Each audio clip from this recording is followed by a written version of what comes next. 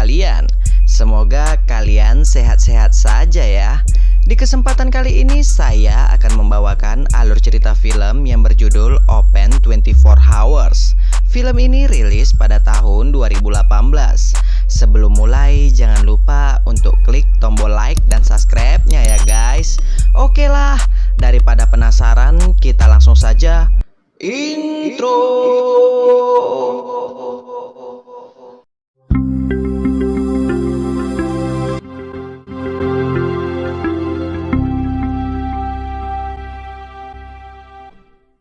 Di awal film kita akan diperlihatkan seorang wanita yang bernama Mary. Saat ini Mary sedang melamar kerja di sebuah SPBU. Pemilik SPBU ini bernama Ed. Ketika Ed melihat surat lamaran Mary, diketahuilah ternyata Mary ini merupakan seorang narapidana yang baru bebas bersyarat. Karena hal itu, Ed pun bertanya ke Mary, apa kasus Mary sehingga ia sampai di penjara? Mary pun menjawab dengan jujur bahwa ia membunuh pacarnya. Karena pada saat itu pacarnya mencoba untuk membunuhnya. Karena kejujuran Mary, Ed pun langsung menerima Mary sebagai karyawannya. Dan Mary akan mulai bekerja pada esok hari. Mary mendapat shift malam, mulai dari jam 10 malam hingga jam 6 pagi. Setelah selesai interview, Mary pun menceritakan ke temannya yang bernama Debbie bahwa ia diterima bekerja. Mendengar ucapan Mary, Debbie pun turut bahagia. Mary pun meminta tolong ke Debbie agar mengantarkannya bekerja pada esok hari. Setelah sampai rumah, Mary sangat kaget melihat seorang psikopat sedang menyiksa perempuan.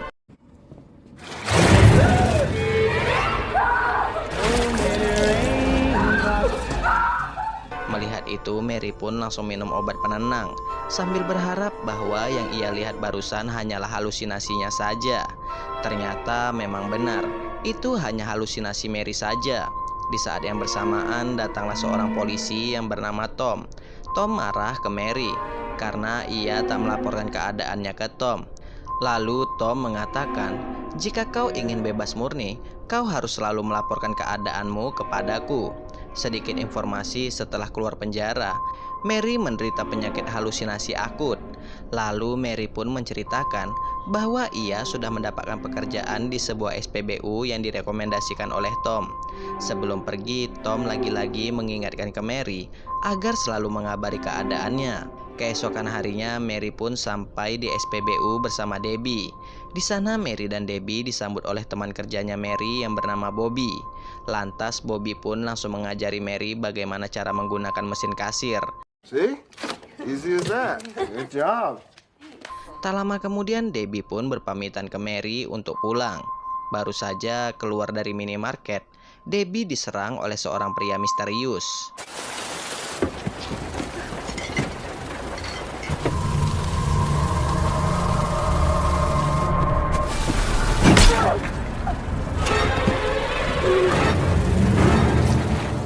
Tak berselang lama, Bobby pun berpamitan untuk pulang.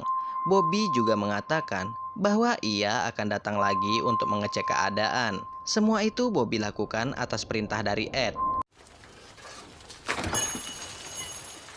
Setelah Bobby pulang, Mary melihat-lihat ruang belakang minimarket. Tak berselang lama, Mary mendapat telepon dari seorang wanita yang bertanya, SPBU ini tutup sampai jam berapa ya?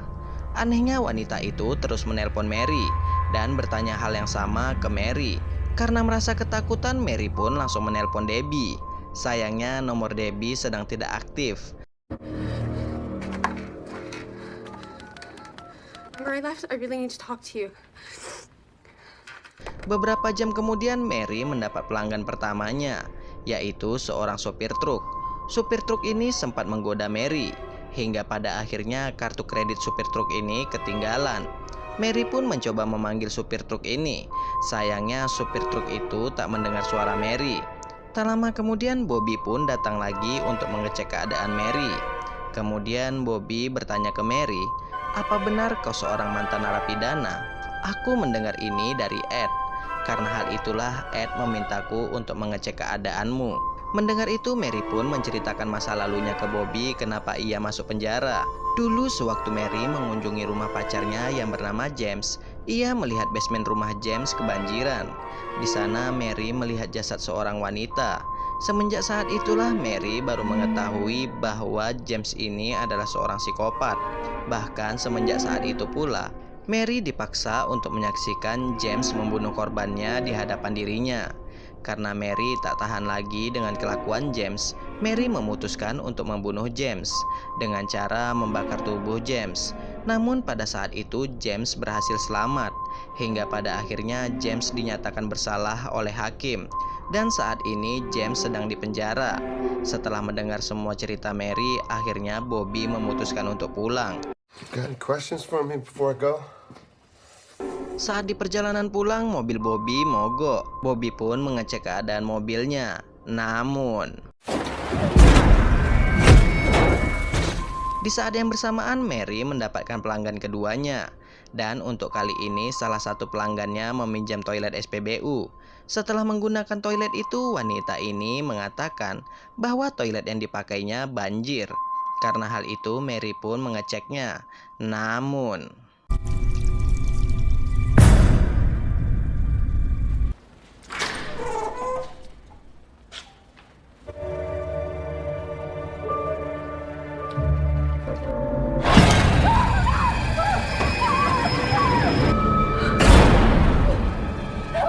ternyata itu hanyalah halusinasi Mary saja. Tak berselang lama Tom datang ke SPBU. Tom datang hanya untuk mengecek keadaan Mary. Setelah itu Tom meminjam toilet. Di waktu yang bersamaan dengan mengejutkan, James datang ke hadapan Mary. Di sini Mary masih bingung, apakah ini halusinasinya saja atau tidak. Lalu James mengatakan, "Aku ini nyata, dan malam ini kau akan melihat beberapa orang akan tewas di hadapanmu." Karena ketakutan, Mary pun langsung menutup matanya. Ternyata itu hanyalah seorang wanita. Lalu wanita ini bertanya, "SPBU ini tutup sampai jam berapa ya?" Mendengar itu Mary pun sangat yakin bahwa wanita ini yang menelponnya tadi. Hingga pada akhirnya Mary pun marah ke wanita ini. Namun aksi Mary dihentikan oleh Tom. Setelah itu Tom berpamitan untuk pulang. Tak berselang lama Mary melihat mobil Debbie di monitor CCTV. Karena hal itu Mary pun langsung mengeceknya. Setelah Mary dekati, di mobil itu ada sebuah tulisan yang terbuat dari darah. Melihat itu Mary pun langsung masuk ke minimarket dan menghubungi Tom. Sayangnya HP Tom sedang tidak aktif. Setelah melihat keluar lagi, mobil Debbie sudah menghilang. Mary pun berprasangka bahwa itu hanya halusinasinya saja. Tak berselang lama Mary mendengar sesuatu dari ruang loker. Setelah sampai ruang loker, Mary melihat Debbie dan Bobby sudah diikat di kursi. You're not real. You're not real. Mary pun mengira itu hanya halusinasinya saja. Di saat yang bersamaan wanita tadi datang lagi. Ternyata wanita ini adalah ibu dari korban James. Wanita ini pun langsung menyerang Mary. She was a freshman in college. Wanita ini berencana akan membalas dendam. Syukurnya di saat Mary dalam keadaan terpojok, Tom datang untuk membantu Mary. Lalu Tom mengatakan bahwa telah terjadi badai besar di penjara, sehingga memutuskan aliran listrik. Dan beberapa tahanan berhasil kabur, termasuk James. Lalu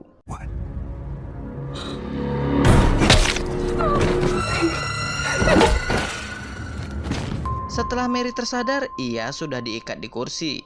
Di sana Mary dipaksa untuk menyaksikan James membunuh Tom, Debbie, dan Bobby.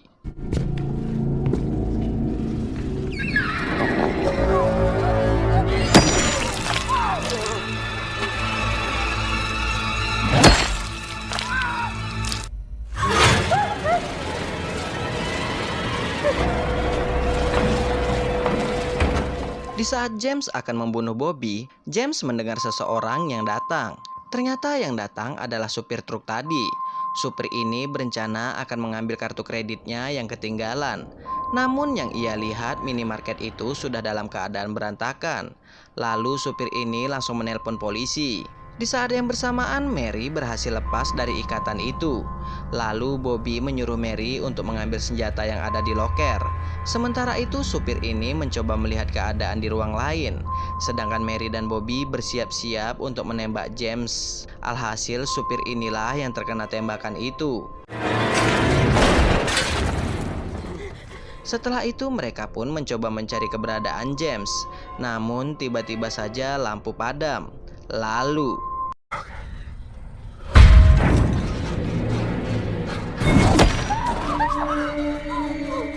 melihat itu Mary pun langsung keluar untuk menghampiri polisi yang ditelepon supir truk tadi. Namun sayangnya polisi ini tewas dibunuh oleh James. Get in the car. Get in the car.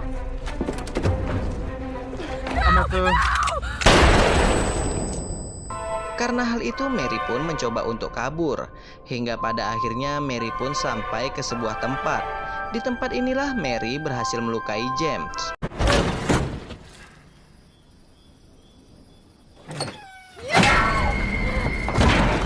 Lalu Mary kembali lagi ke minimarket.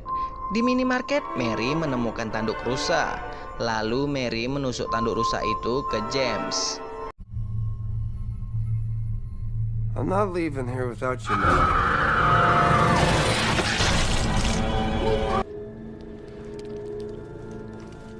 Di pagi harinya di saat Mary terbangun, ia tak menemukan jasad James. Beberapa bulan kemudian kita akan diperlihatkan Mary bekerja di sebuah salon. Di sana ia melihat James.